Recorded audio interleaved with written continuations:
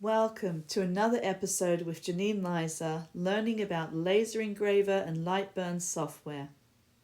I should let you know I'm not associated or affiliated with the companies mentioned in this video, nor am I receiving any funds from any of these companies for sharing these products. I'm simply sharing some of my creativity and some of the things I'm learning as I travel on my creative journey. Okay, so I had a very busy year. And now I am back to making some of my videos, which I'm very happy to share with you. Welcome back to the studio as I continue to explore the laser engraver, which I haven't used very much because I'm trying to learn the software first and make sure that I have all the protections in place for using the machine. As you can see, there is now a cover on the laser engraver. This was an economical brand and I felt like it was just right for me.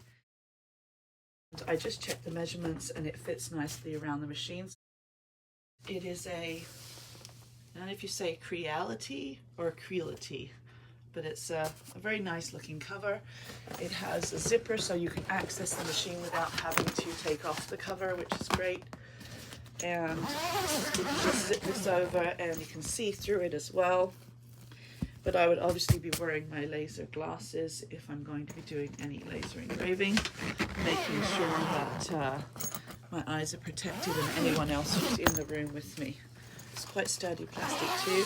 It's got a nice frame and it's easy to access the machine with the cover on. So I really do like that.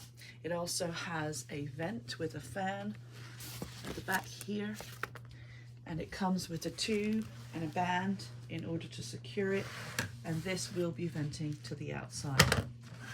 That's going to be very helpful to reduce the smoke and fumes when I do a large project. There isn't too many when you do a small project. I have tried the machine a couple of times when I first got it, but I see now that it's important to carefully learn the software and figure out how it works before jumping in. Let's take a quick look back to the packaging and instructions that came with the laser engraver before we move to looking at the software. When the machine arrived, it was in this amazing, well-packaged box. It's really sturdy, and I was really impressed with the way everything was packaged. It's got lots of protection in it, so the machine doesn't get damaged. I wasn't expecting this, to tell you the truth. Look how well it's been designed with all the sections, and to keep it all safe. They really want to take care of their products. And it comes with plugs and adapters. There's also another air assist device in here, and I'm going to learn a little bit more about this later. The great thing is, if you're someone like me who really doesn't know much about these machines, the way that they have this set up, everything in these sections, and the instruction manual, it just makes you feel quite confident about getting started. So once I locate that instruction manual, which was in here somewhere, I can show you the careful way that they've laid everything out, and that someone like me was able to build the machine. Someone who is very new to this and not super familiar with laser engravers in general. I'm also looking forward to watching videos from other YouTubers who are also learning how to use a laser engraver, so that I might learn something from them as well. Here they are. So here's a safety instruction sheet about the laser engraver, which is very helpful and informative. And this little booklet came with the machine, and it just takes you through everything. First of all, cautions and just details about the machine, and then telling you all the different parts, and then the actual building of the machine step by step, kind of like a little kit. It is a big kit. And there you have it. It just steps you through every bit of the way. And instructions for the operational screen, which is here on the machine. I haven't really looked into that too much, so I'll take another look at that. And talking about the positioning bar. Yeah, just everything you need to know to get you started and set up. And I think there's instructions here of downloading the basic program app and using it. It's very, very helpful. And how the motherboard is wired. Look at that, the motherboard wiring.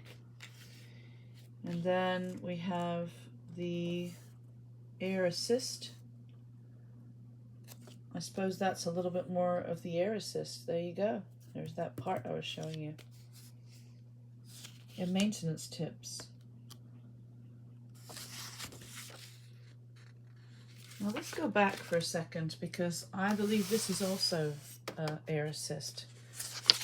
Not as much as the other one, which is probably a little bit more powerful at taking the smoke from the area and sort of directing it somewhere else. Let me have a look here in the beginning. Let's see if it points to that anywhere and says what it is. Yeah, an air filter installation. So this is air filter, and the other one is the air assist. That's pretty cool. Okay, so there's the instruction manual, and it is really helpful. So if you don't know anything about laser engravers and you would like to learn, this machine actually is very good at helping someone like me who's not very familiar with the machines. I am really excited about doing some engraving with the machine, but also very cautious not to do it until I have studied enough. So I'm going to be going to the Lightburn program in a minute and do some more learning. The goggles that came with the laser engraver were the green ones, and there is the orange protection over this as well. I think not looking at the laser for very long, even if you have the best protection on your eyes, is important. But I did see some conflicting messages about the color of goggles to wear and the strength for laser engraving. So I would do some research on that if you're going to get a laser engraver, and make sure that you have the best safety for your eyes for doing these projects. I'm trusting that what came with the laser engraver was sufficient. I've bought a similar pair to go with, just in case I have someone else with me having fun doing a project, and I want to make sure their eyes are covered too. You know, you can't just go in and say, hey, come and see the thing I'm engraving, and then, you know, not provide some eyewear, because it's just quite dangerous to look at the laser light. So if you don't have an extra pair, no one else is allowed in the room. The engraver also came with a little toolkit, which is kind of cute. Spare pieces and some tools to put it together with. It really was quite simple to put together, and I was really pleased with that. Really good instructions, really careful and you know, strong packaging, and it just, yeah, it feels like a quality product. Let's move to the Lightburn software now and see what progress I can make there with learning to draw shapes and designs so that I can create my own custom items with the laser engraver. With the blank canvas open, let's just take a look at the symbols on the sides and see what each of them do. This is the select, draw lines. So this is the pencil for drawing lines. The square and circle are similar, basically creating a shape, dragging it to make it bigger or smaller. This is the polygon, and this comes in handy for creating triangles as well. This one is edit nodes. So smoothing the line or converting the line, deleting a node or line. Just a few different things you can do with that one. This is add tabs. This is text. This one is to set the laser position. This is view shape measurements. With the next one, if you were to place an image on the canvas, you can click on this to do an offset shape. Here we have some manipulating tools like weld, joining two shapes, subtracting a portion from a shape, intersecting two shapes. This one here, let me just read this. Create an array of the selected objects. Oh, and this one is like multiplying in a circular array of the shapes, multiplying the number of shapes. This one here is set shape start points. And this last one down here is click the corners to round them. Now let's explore the top bar. This is a new file. This is open, a current file. This is to save, import. The next one's my favorite, undo, undo, undo, undo, especially when learning. Redo, cut, copy, paste, delete.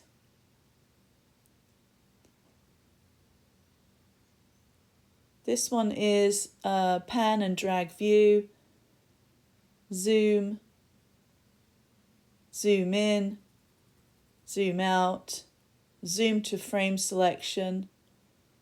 This one I'm curious about. Update the background from the camera. More to come on that.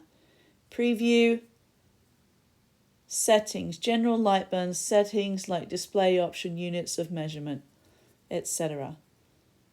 Device settings, group selection, ungroup selection, mirror selection vertically, mirror selection probably horizontally. There we go. That's interesting. Mirror the current selection across a line. Align both vertical and horizontal centers. We have some alignment tools here. Align selected objects vertically, horizontally, distribute selected objects vertically, distribute selected objects horizontally.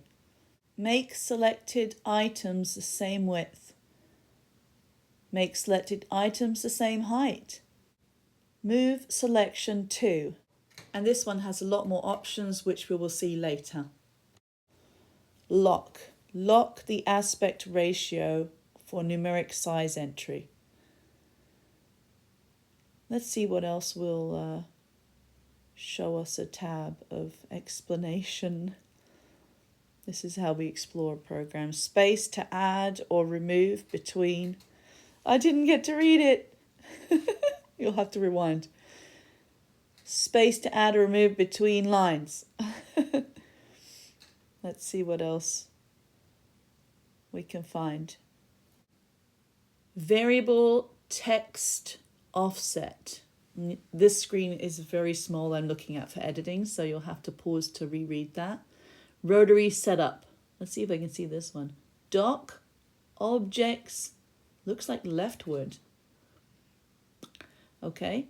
This is move selected cut layer up, move selected cut layer down, delete. This one is copy the selected cut setting into the catch, apply the catched cut setting to the selected cut layer.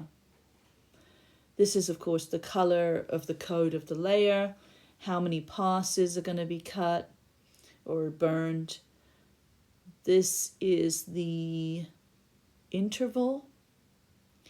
This is the speed. And then the power.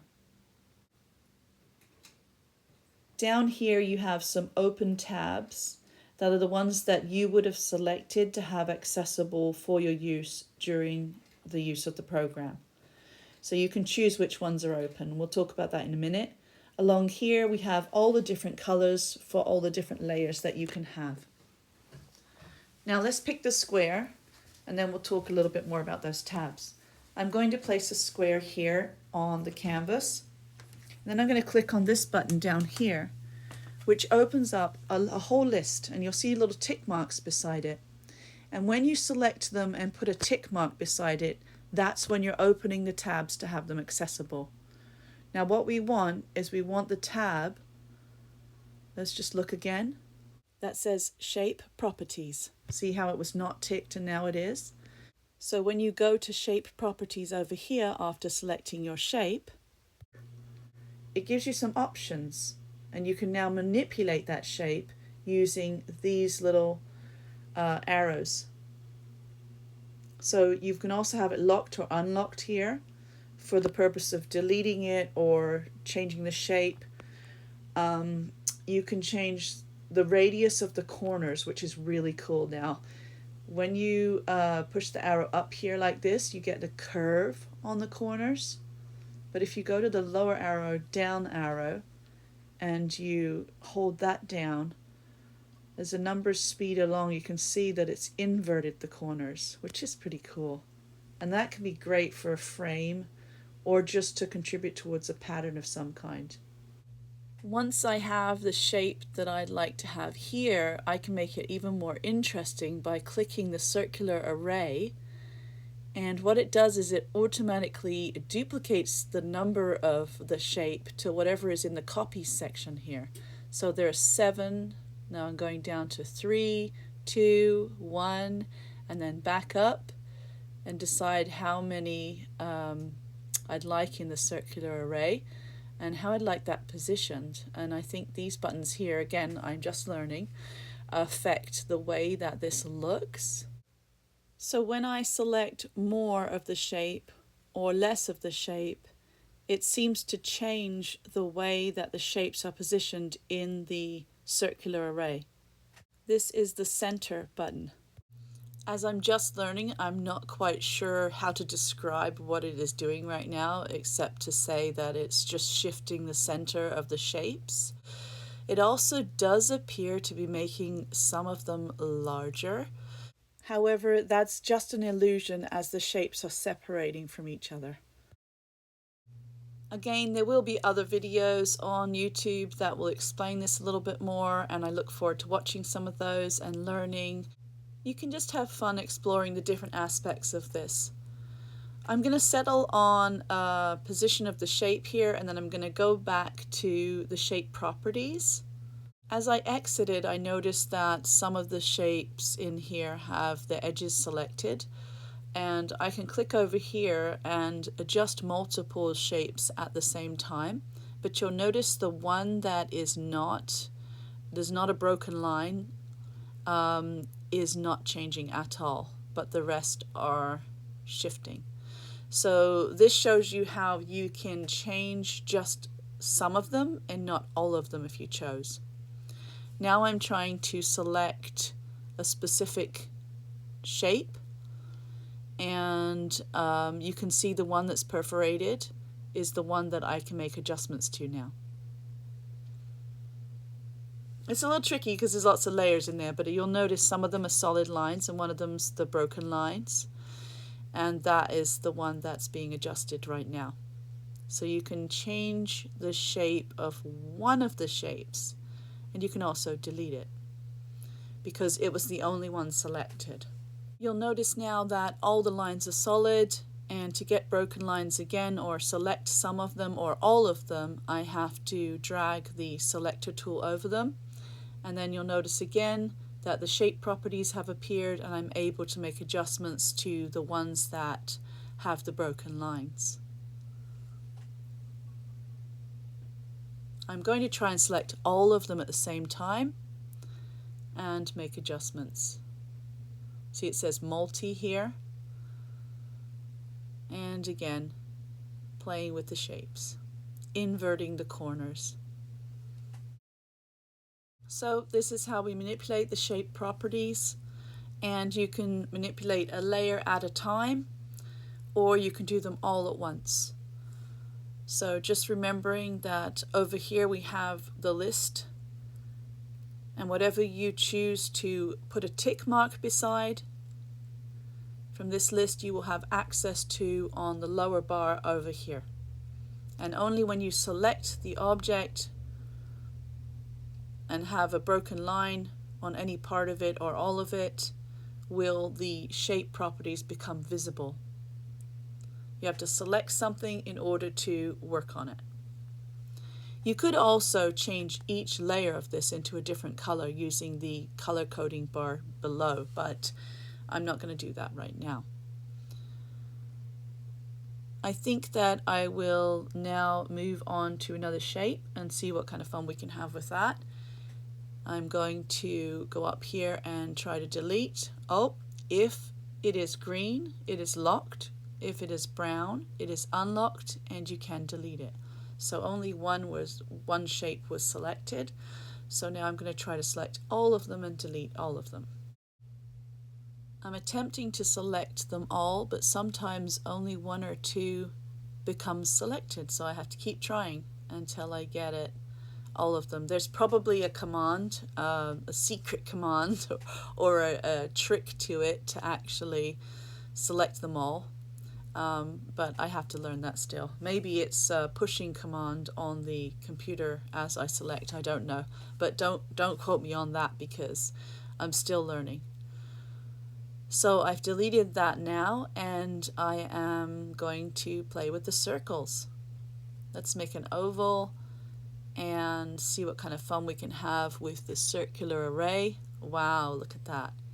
So I can increase the number here, and you see that the center one is solid and the rest are broken lines.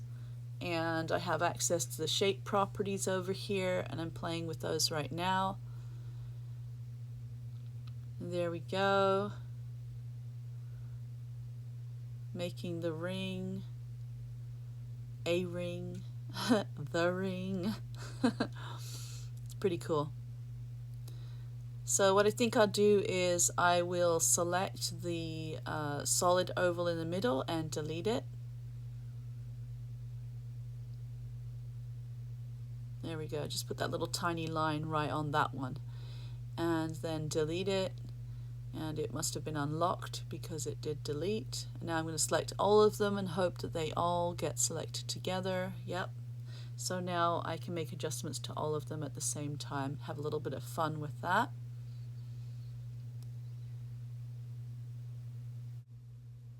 Let's see what happens if we go back to the circular array.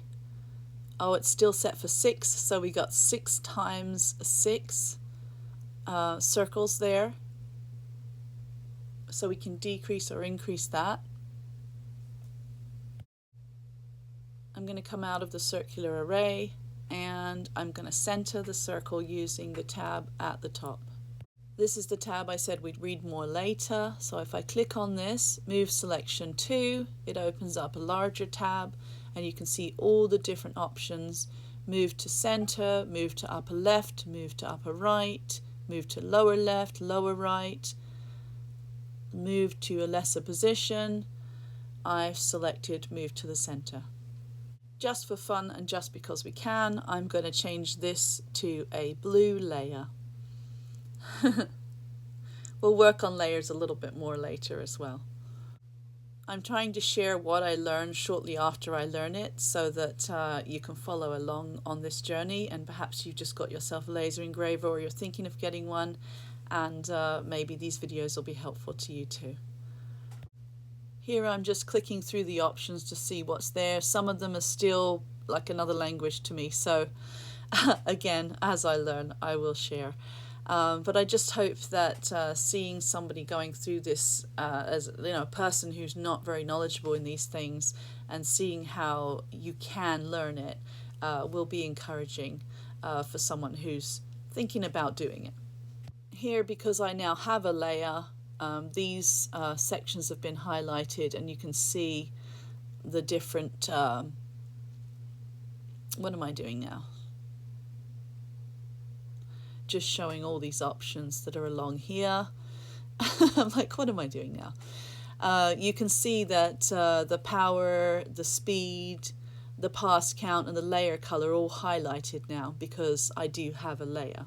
So once you have a layer, then you'll be able to make adjustments to those things as well. Let's just select this and delete it. and I was thinking maybe just quickly show you how to make a triangle, because it's something else that through discovery I have figured out. So here is a polygon. It has the 6 sides, and I've got shape properties here, and you'll notice on the side there's a circle and a square, but there's no triangle. So the way to get the triangle is to go to the shape properties, make sure you've selected your polygon so that it is highlighted, and it will give you these properties to adjust, and then just decrease the number of sides on the polygon, and there you have your triangle. And you can have fun doing a rotary array or a circular array, and changing the shape a little bit, and creating some cool designs.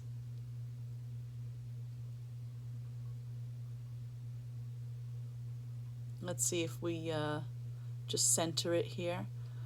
Let's see, one of them is not selected. Let's see if I can select all of them at the same time. That way I can make adjustments to the whole design and have it even instead of one piece too large or too small.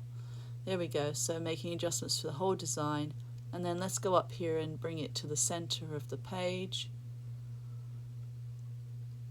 Move to center, to page center. There we go. Lovely. I do feel a little bit more confident about this now, about these aspects of the program after sharing these with you, and I hope that you do too. I'll end this video here with a very big thank you to all my subscribers and to the visitors to this channel. Thank you for helping my channel to grow. If you are a visitor and you're enjoying what you see, please feel free to subscribe. Here's a little glimpse of the package that you can find online, a PDF for the laser engraver and instructions. I was very pleased to see a serious warning on there for anyone who's thinking of using a laser engraver to please exercise caution. As I continue the journey of learning to use a laser engraver, you will find previous videos and future videos on my YouTube channel, Art with Janine Liza.